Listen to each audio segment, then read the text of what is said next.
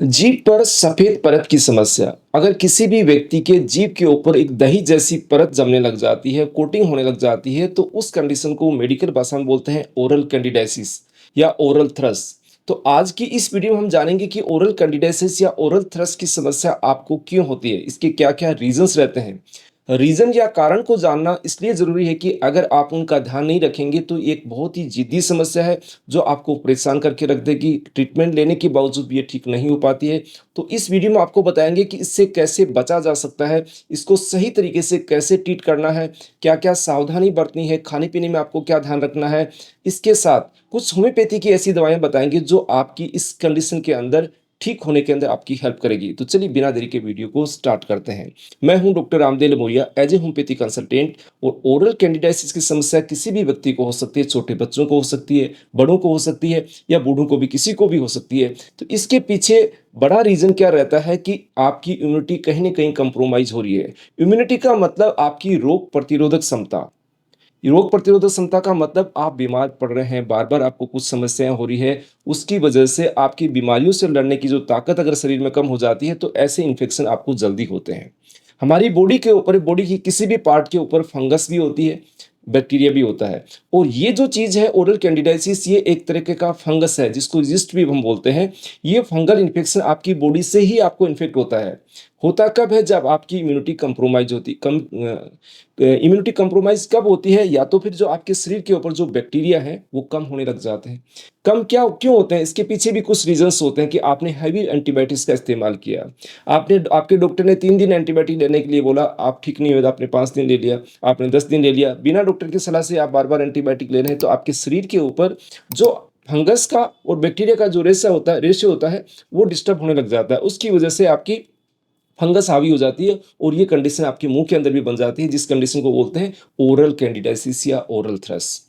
Third number की चीज है कि कई बार आपको डॉक्टर, एलोपैथी डॉक्टर के पास जाते हैं, कुछ कंडीशन में आपको स्टेरॉइड प्रिस्क्राइब करते हैं, लिखते हैं, लेकिन आप उसको सही तरीके से फॉलो नहीं करते। उन्होंने 3 दिन के लिए बोला, आप 5 दिन 7 दिन ले लिया, जब भी आपको दिक्कत हो स्टेरॉइड आपने खा लिया, तो उसकी वजह से भी आपकी इम्यूनिटी कंप्रोमाइज होती है। उस कंडीशन के अंदर आपको ये कंडीशन डेवलप होने के चांसेस बढ़ जाते हैं।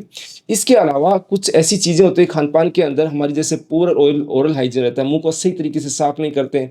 जिन लोगों ने डेंचर लगाया उसको सही तरीके से या तो फिट नहीं है या सही तरीके से उसको वॉश नहीं करते, उनकी वजह से भी दिक्कत आने लग जाती है। इसके अलावा कुछ लोग गुटखा तंबाकू का इस्तेमाल करते हैं, स्मोकिंग ज़्यादा करते हैं, उनकी वजह से भी ये दिक्कत आती है। जो लोग अस्थमा की कंडीशन के अंदर, बच्चों के अंदर कोई भी कंडीशन के इनहेलर जो दिया जाता है उसमें भी कई बार स्टेरॉइड होता है, उसकी वजह से आपको ओरल कैंडिडाइसिस की समस्या आ सकती है। डायबिटिक जो पेशेंट होते हैं उनकी ऑलरेडी इम्यूनिटी कंप्रोमाइज रहती है, इम्यूनिटी कम रहती है, उसके कारण डायबिटिक पेशेंट के अंदर भी ओरल कैंडिडाइसिस की समस्या ज़्यादा देखी जाती है। अब सबसे इसमें ज़रूरी है कि आपकी ओरल कैंडिडाइसिस है तो आप उसको कैसे पहचानेंगे। सबसे पहली चीज़, जैसे ही आप जीभ निकाल के देखेंगे, जीभ के ऊपर आपको सफ़ेद दही या पीली हल्की क्रीमी कलर की एक तरीके से लेहर जमी हुई दिखाई देगी, एक परत जिमाई दिखाई देगी, जिसको अगर आप उतारने की कोशिश करेंगे, जीभी को लगाएंगे तो आप उससे रिमूव हो जाएगी, लेकिन दूसरे दिन या तीसरे दिन वापस आपकी ये परत आ जाती है।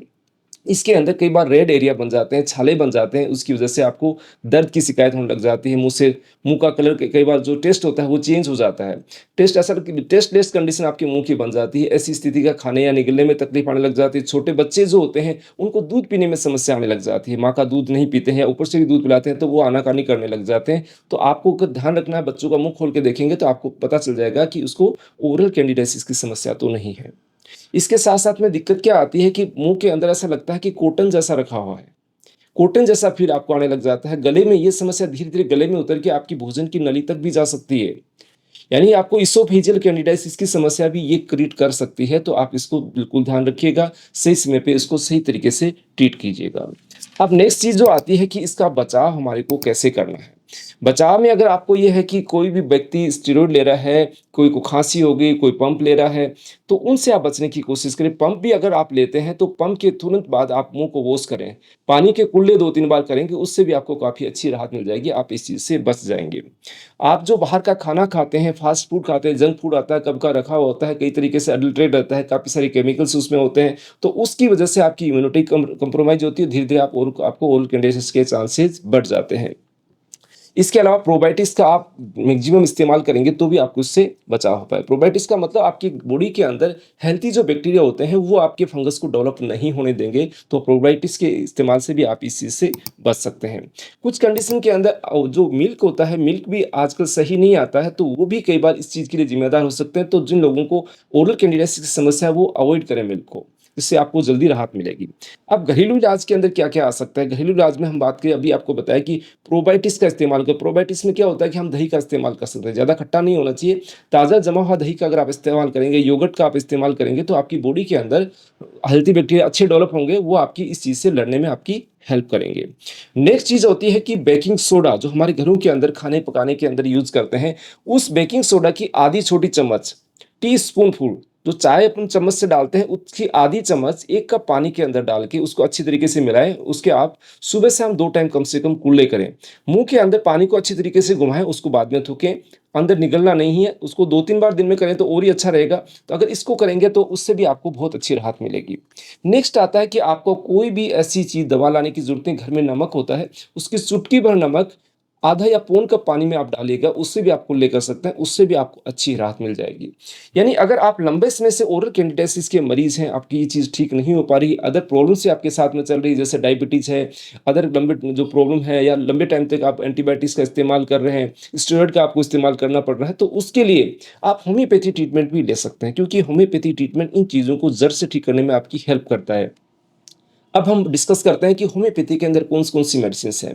अगर आपको ओरल कैंडिडियासिस समस्या है तो थूजा 200 पावर का इस्तेमाल कर सकते हैं, कि इसके अंदर आपकी जीभ के ऊपर मोटी परत जमने लग जाती है। इसके साथ-साथ कई बार आपकी जीभ के ऊपर छाले हो जाते हैं, जीभ ऐसी मोटी-सी हो जाती है, उस कंडीशन में थूजा ऑक्सीडेंटली 200 पावर की आप यूज़ कर सकते हैं।